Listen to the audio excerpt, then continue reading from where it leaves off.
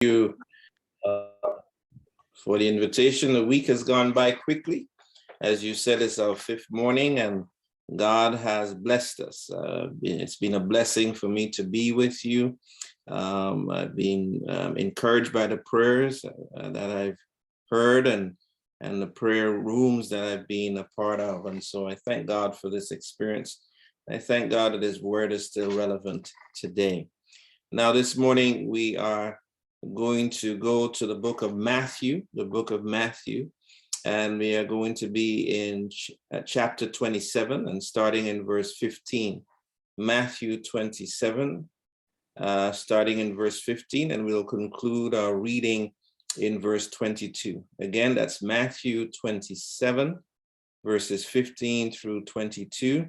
And my version is the New King James Version, which I will read in your hearing. Again, Matthew 27, verses 15 through 22.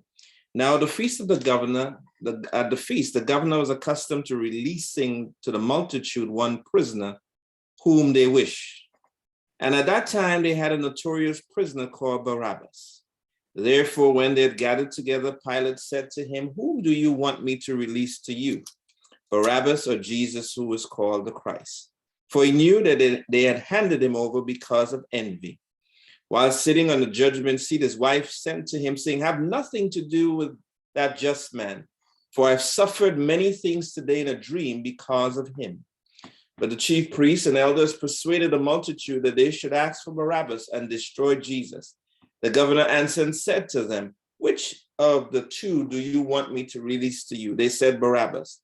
Pilate said to them, "What then shall I do with Jesus, who is called Christ?" And they said to him, "Let him be crucified." The question we will consider under the caption, "When God Interrupts," is, what shall I do with Jesus? Let us pray. Father in heaven, we have come again this morning to be enriched, to be edified, to be encouraged from your word. Father, you convict us and you challenge us and you correct us. And Lord, we pray that your word will not return unto you void, but accomplish the purpose for which it's been sent and prosper therein. In Jesus' name, amen. The story is told of a terminally ill man who, realizing that he did not have much time to live, began to study the life of Christ. He was particularly struck by the closing scenes of the life of Christ. He was moved by the cross and he called his lawyer and accountant. And when they entered into the hospital room, he asked his lawyer to stand on the right and his accountant on the left. And then, to their surprise, he asked them to his right and his left. And he asked them to hold his hand and he closed his eyes and he laid there. Puzzled, the lawyer said, "Sir, what are you doing?"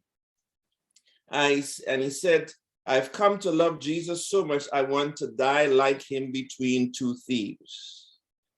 As funny as that is, the final scenes of the life of Christ presents us with a conundrum. A conundrum can be defined as an intricate or difficult situation that presents us with consequential choices. At some point, somewhere, somehow, you and I will be faced with a conundrum. For some, marrying the person you love or the one who others say you should have is a conundrum.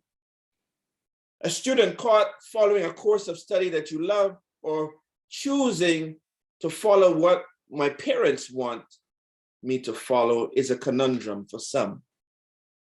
In a career, a man is caught between staying on a job where there's security and seniority or seeking another job and losing seniority and getting more money, a conundrum.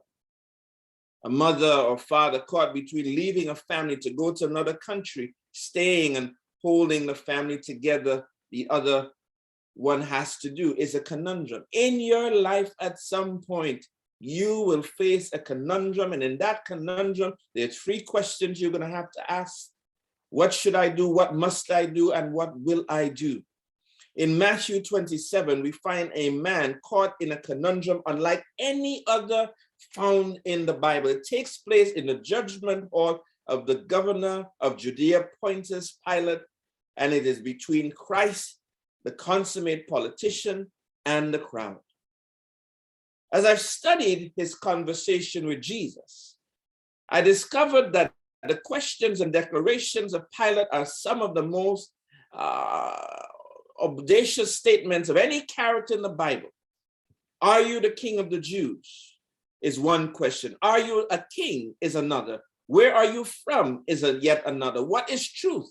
Is yet another. Behold the man is another. I find no fault in him is another statement. Whom do you want me to release, Barabbas or Jesus, who is called the Christ?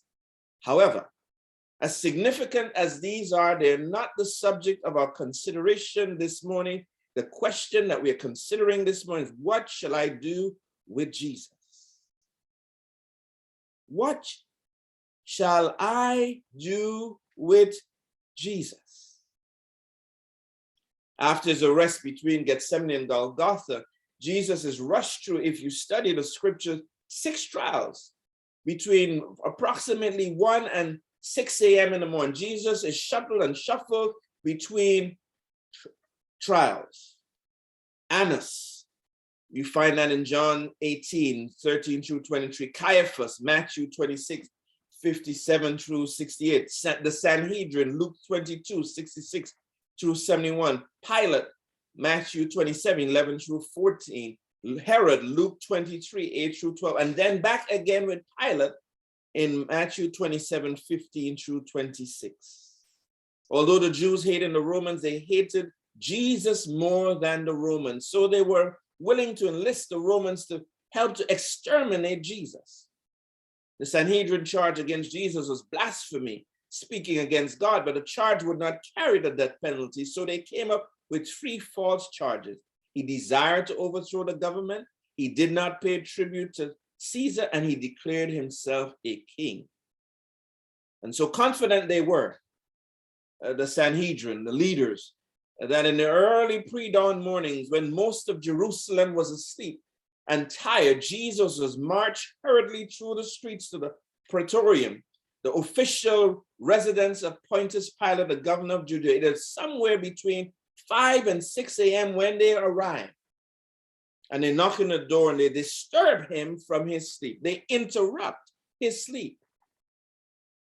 Pilate was the governor of the province of Judea during Tiberius Caesar, the rule and he was not a Caesar. In the political system of the Roman Empire, he answered to no one but the emperor, but he was an ambitious soldier who had come through the ranks, and because of his leadership and bravery, he was appointed to this office. But yet, there were some questions about his leadership. He had insulted the Jews by flying the Roman standards in Jerusalem in defiance of well-known customs. He had killed Jews at the temple and mixed their blood with the sacrifice. Complaints about Pilate had reached the ears of Tiberius Caesar, and he knew that one more incident would result in his removal from office. And so he opens the door to this accusing mob, and immediately they hurl the charges about Jesus to him.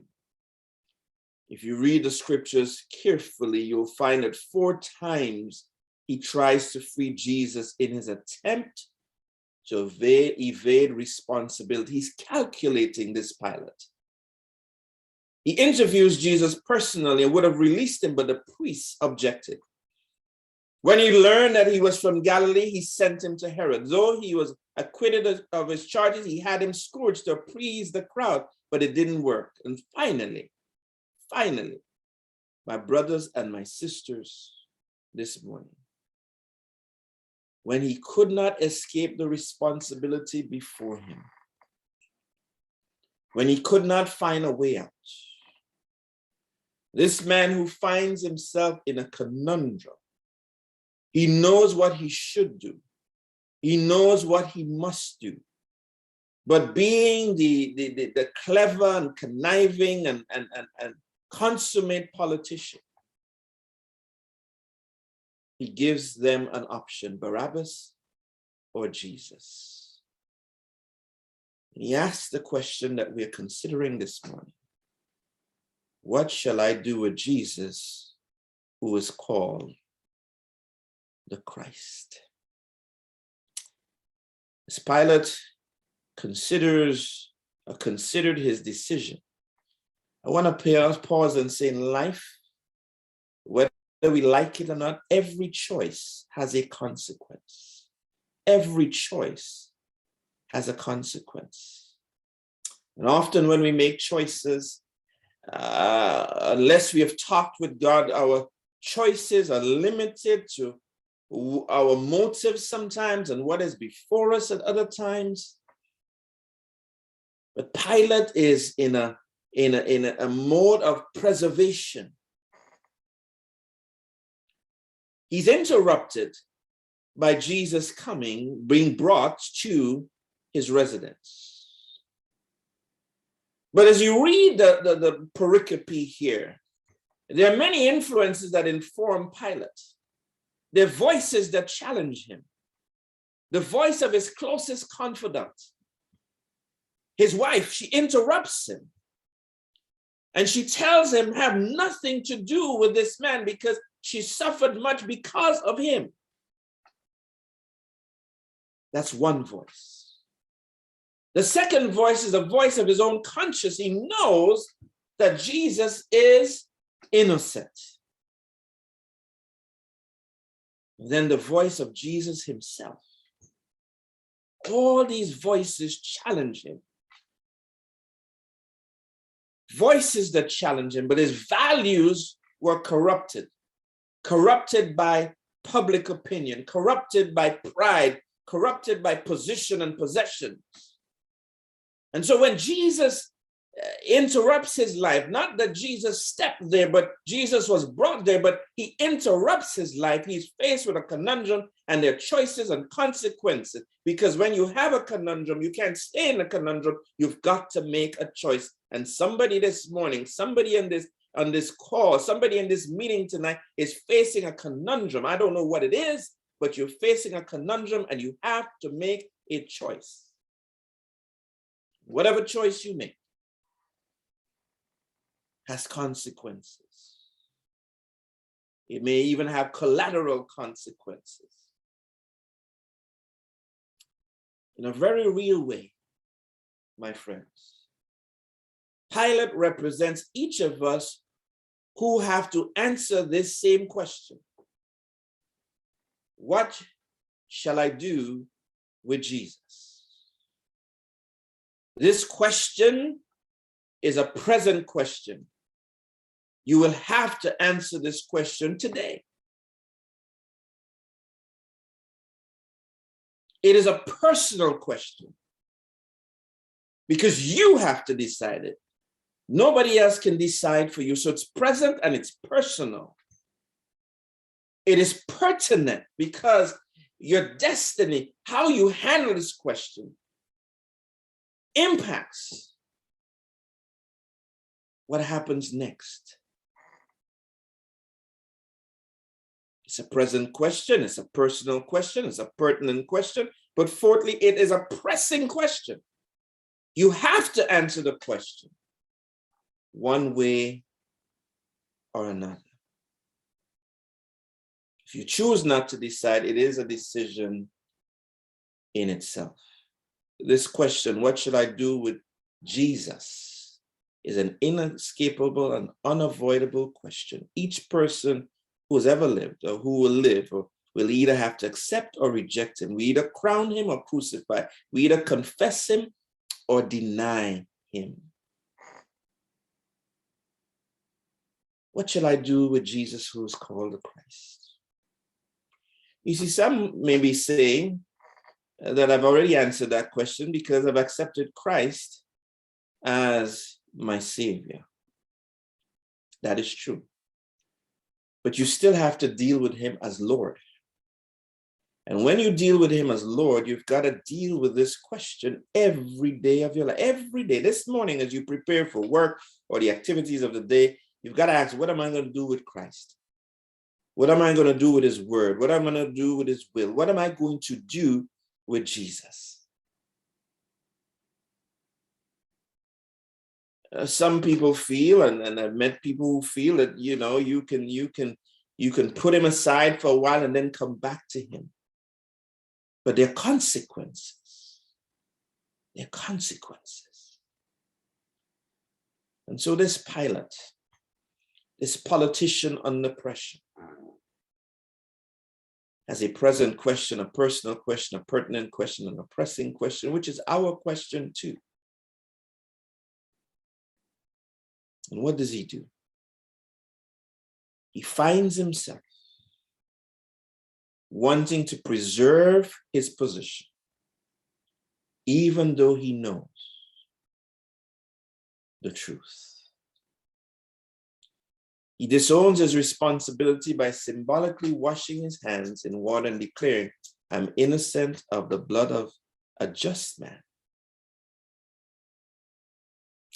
When he weighs the situation on the scales of decision, he weighs the consequences of action versus the rightness of the action.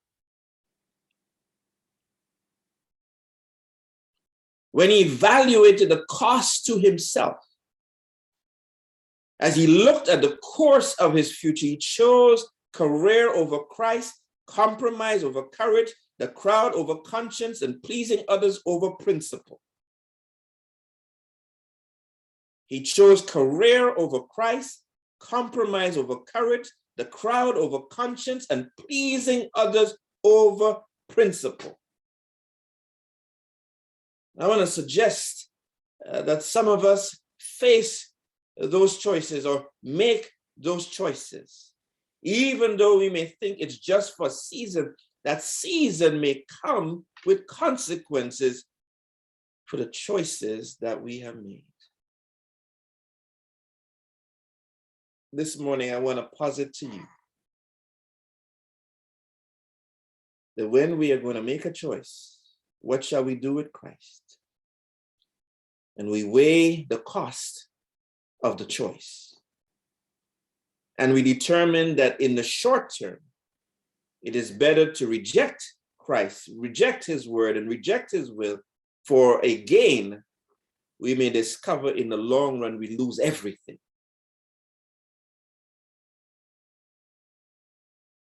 Jesus came into Pilate's residence, brought by a crowd, interrupted Pilate was. But then he was interrupted in the course of his decision by his wife, who had a dream. She was interrupted by a dream, and then she interrupted her husband. But yet, in spite of all of those interruptions, he proceeded with his choice, choosing compromise because of his career. It is said that Pilate lost everything. Tradition says that several ill-advised acts after this incident with Christ, he was summoned to Rome and stripped of his honors and relieved of his position, exiled and broken and destitute of wealth. He apparently committed suicide. What shall I do with Jesus is a question for which there's no neutrality.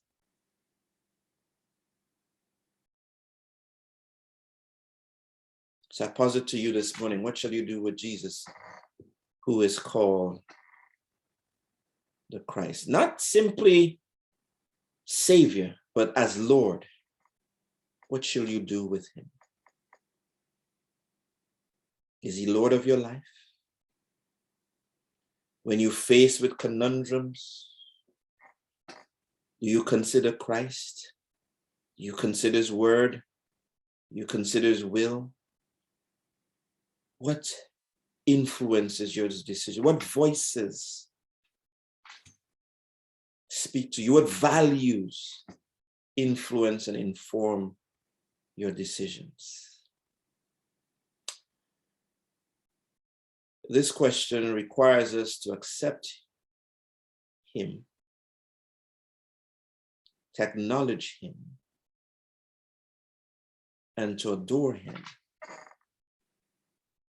and to allow him to transform us as we await his return. What shall I do with Jesus, who is called the Christ?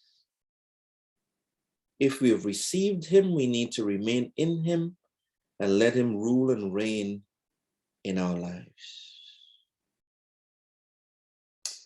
You know, I had a friend, still a friend, who lives in New York.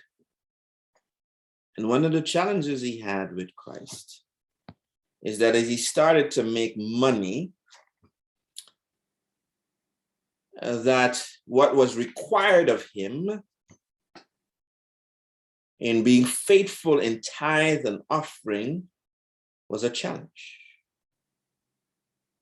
And so I asked him, why was it a challenge? Why was it a challenge? Because you're really responding to who Christ is and his requirements and being faithful.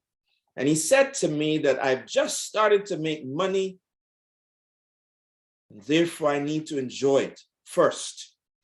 What shall I do with Jesus, who is called the Christ, is a question that has serious implications for all of us this morning. Not simply as Savior, but as Lord. Because if he is Lord, I need to respond to him obediently. It's a question that you and I have to answer every day. What shall I do with Jesus, who is called the Christ? Some dismiss him when it's convenient and depend on him at other times, rather than depend on him at all times. Pilate's example and Pilate's encounter stands as an encounter that speaks to us today. Yet each of us have got to answer this question, not simply once as he did, but every day, if Jesus is indeed Lord. For this question, however we answer it, has consequences. Consequences that are immediate and consequences that might be afar off. I pray this morning, this question is not Pilate's question only, it's our question for which we must answer daily, including today. What shall I do with Jesus? Is the question before us this morning, which requires an answer. And so as we prepare and shortly to move to our prayer time, I pray that you'll make a decision that, Lord, I will submit to you. I will allow you to have your way in my life. I will allow you to rule and to reign and to direct me in the way that I ought to go today. So I pray that is your answer. And not like Pilate to dismiss Christ, though you know, or you have the evidence before you. What shall I do with Jesus, who is called the Christ? Accept him, acknowledge him, adore him, await him, but also allow him to transform you as you await his return. Let us pray. Father, oh Father, this question this morning is one that was posed to Pilate after one that Pilate posed to the crowd, rather, after he was interrupted. And Lord, sometimes we're interrupted by situations that are unexpected. And in those moments when we are caught off guard, sometimes we make decisions hastily rather than pause and ask you, what shall I do? But the question, what shall I do with Jesus, who is Christ, is a question that we must all answer, Father, and we know how we should answer. But sometimes when we are faced with situational ethics, we choose to dismiss Christ in favor of whatever we think is the best course of action in the moment. Father, help us Help us, I pray, to always allow the Lordship of Christ to govern our decisions, whatever they may be. And so hear our prayer and bless us today, we pray. In Jesus' name, amen. Amen to that word. What shall I do with Jesus? Thank you so much, Pastor, for that word. And we continue to grow as Christians because of your preaching. God bless you, Pastor. And we are now moving into our next session. And this is where we pray. Today is going to be a breakaway. We're going to have breakaway rooms, but before we go there, we'll have our prayer, our 40 days of prayer, and we're in day 10 today. I am not able to see the name, but I'm kindly asking for a person that has been assigned. Sister Lulu Macapella, it's taking time. Sister Lulu Macapella. Yes, thank you. Thank you.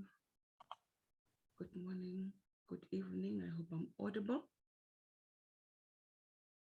Our theme for today is surrender yourself. Surrender yourself. You sound a bit low, Mchukate. Just come closer to the mouthpiece. Am I audible now? Better now. Okay, thank you very much. Sure. Today, the theme on day 10 is surrender yourself. As we ponder and ask ourselves, what should we do with this Jesus? We are called again to surrender ourselves. And our verse for this morning, our scripture reading for this morning, is found from Jeremiah 29, verse 7, and reads as follows: "But seek the welfare of the city where I have sent you into exile, and pray to the Lord on its behalf." And from the book, The Ministry of Cities, it says, "The importance of making our way in the great cities is still kept before me. For many years, the Lord has been urging upon us this duty, and yet we see but comparatively little accomplished in our great centers of population. If we do not take up this work in a determined manner, Satan will multiply difficulties which will not be easy to surmount. We are far behind in doing the work that should have been done in these long neglected cities. The work will now be difficult than it would have been a few years ago. But if we take up the work in the name of the Lord, barriers will be broken down and decided victories will be ours." As we see most of our people moving away from the cities, it says we still have to make sure that we do not neglect the cities. And billions of people are trapped without in addictions, in this noise, in distractions, and the lifestyles in the cities. But today we have to pray for God to give us a burden for the ministry of the cities. Maybe He is calling to start a center of calling you to start a center of influence or a ministry-minded business in order to reach lost souls in the cities, in this world. Or maybe He's calling that your church should engage in a holistic outreach through various ministries in the people of your city. So today, let us be able to think of these things, that yes, even when we are moving out of the cities, but we should not neglect. And our prayer forecast for today is that we should pray for the welfare of our own city. Pray that the gospel will shine bright through you and your church in the cities. Pray for the mayors of our own cities, our own towns, our own villages, and for other community leaders. Pray for their salvation and for God to give them wisdom for good leadership. Pray for the cities that have no Adventist presence, that God will raise up laborers for the harvest. Pray for the global urban centers, mission to the cities, and centers of influence located in unreached cities around the world. Pray that many will be brought to Jesus. Let us pray. Kind and Heavenly Father, what's in heaven, we bring ourselves before you this morning. Let us be able, Lord, to surrender ourselves